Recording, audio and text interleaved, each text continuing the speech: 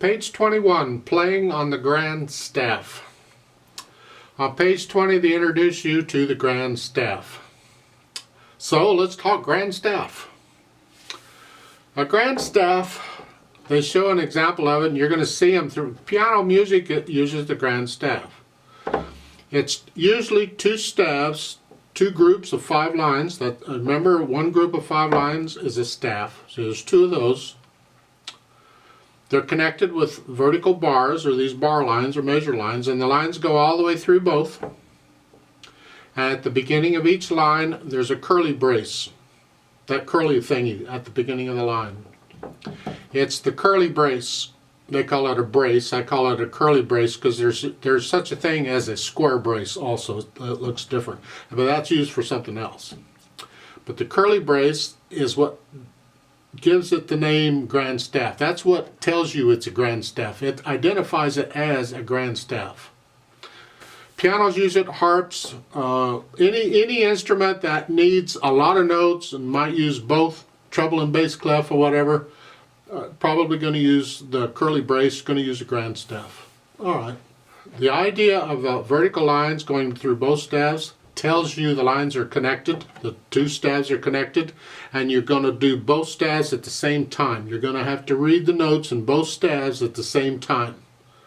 I can give you a moment to recover there if you need it, because it gets interesting here. But you will get the idea of reading notes in both staves at the same time eventually.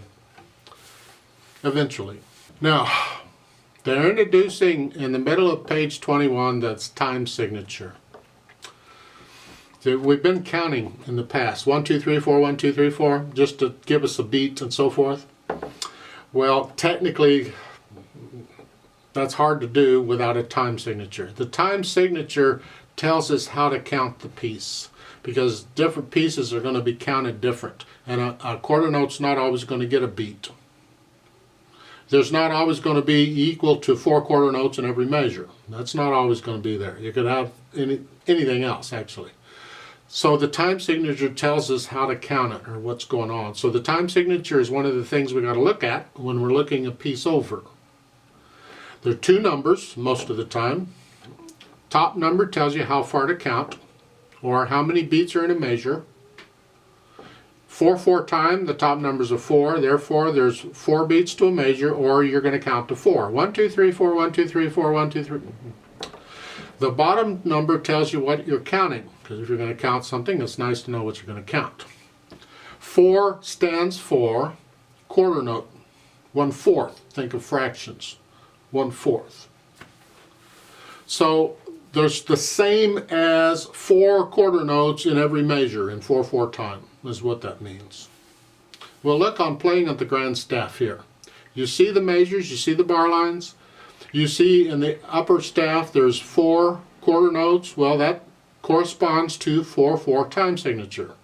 That's fine. Now, I haven't lost you yet. There are a lot of symbols used in music. And over time you'll learn what those symbols are, you'll learn what they're called, you'll learn what they mean, and you'll learn that a lot of people don't agree on much of anything in music. So if you talk to one expert, they say one thing, and if you talk to another expert, they say something else. It's always been that way.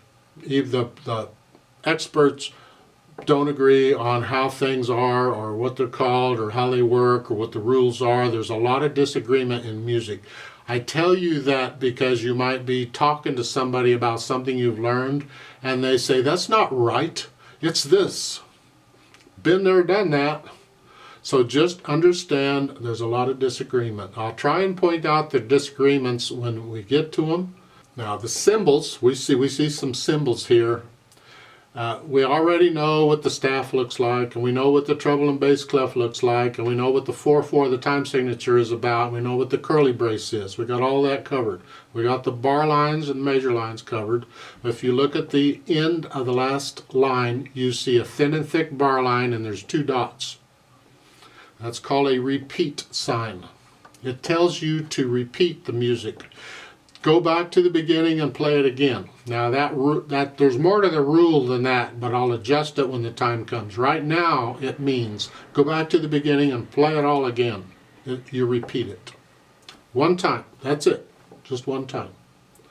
So when we do this one, we're going to play it twice because of the repeat sign. Now, a little word again, remember people don't agree on a lot of things in music. In the book, they're telling you at the end of the second line, the double dots mean repeat.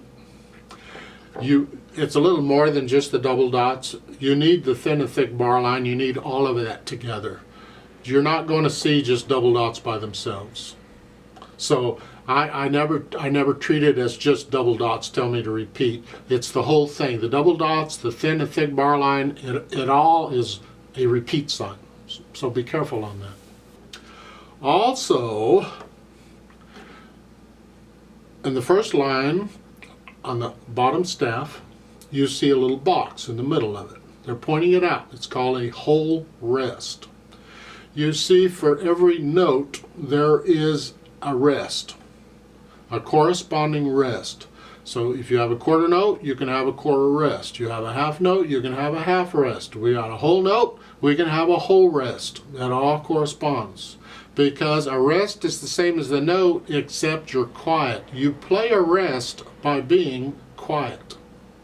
And they're telling you here in the bottom staff, which the left hand would cover for now, the left hand has to be quiet. There's nothing for the left hand to play. Only the right hand. And then when you get to the second line, down underneath it, and remember a line now is everything that's joined together. So here in the grand staff, it's two staves, but it's one line. So this piece playing on the grand staff is 2 lines long, even though there's 4 staves there, because you're taking 2 staves at a time, and that's one line. So watch it. So on the second line, where the left hand is playing, the top staff has whole notes, which tells you the right hand now has to be quiet and not play anything. But they have to account for the 4 beats. According to the time signature, every measure has to have 4 beats in it. You can't leave it empty. There's exceptions to that. Look out. But for the most part, you can't leave it empty. So they put in the rest to account for the 4 beats that need to be there. So mathematically and in music theory, it all works out and everybody's happy. So approaching a new piece of music, first I look the piece over. How long is it? It's 2 lines long. It's got treble and bass clef. It's got quarter notes and half notes in it. That's all I see here. And so I try it out. Now I want to try it out one hand at a time to make sure each hand is working properly. But here right now we're only playing one hand at a time, so it works out okay. So the right hand is here on this C, and finally they only give you 1 finger number. That's good. You only need the first one to tell you where to put your hand. The left hand is here, the little finger's on this C. So the first thing I need to do is play the note and say the name of it.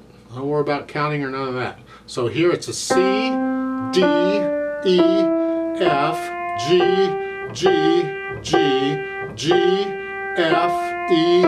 Get the idea? The same thing in the second line. C, D, E, F, G. Say the name of the note and play it. It doesn't matter how fast you go. Just drill yourself over and over and over until you know the names of the notes in the music instantly. And once you can do that, then we add the counting. 1, 2, 3, 4. 1, 2, 3, 4. Remember, a half note gets 2 counts. 3, 4. 1, 2. And then the second line. 1, 2, 3, 4. Like so. So you go through and you do the counting. Make sure you can get that. And once you have the counting, you don't have to keep counting it, because now you can feel it. You can feel the rhythm. And then we tried going through, can we play it without any hesitations? You just take it at any speed you want. It has to be the same speed throughout. And that's where metronomes come in handy, because they'll keep you at a speed. The problem is you got to learn to play with the metronome. And that's another trick, because you got enough to think about already. So just maybe the metronome won't help you much here yet. Your focus, you got enough to think about. If you're getting this pretty easily and it's coming to you, then maybe you think about adding a metronome to it and playing along with the metronome. How fast you go doesn't matter, it's up to you, but there can be no hesitations anywhere. It's got to be a steady beat from beginning to end. You go through and work on it, and then when you're satisfied that you can play it, then come back to the video and let's do it together.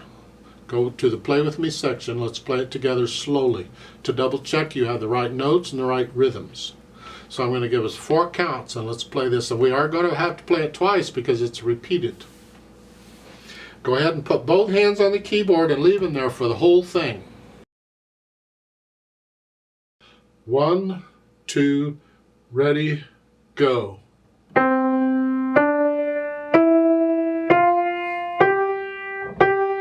3, 4, 1, 2. 3, 4.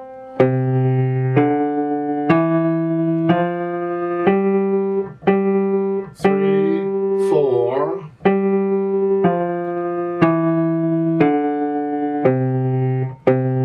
3. Repeat.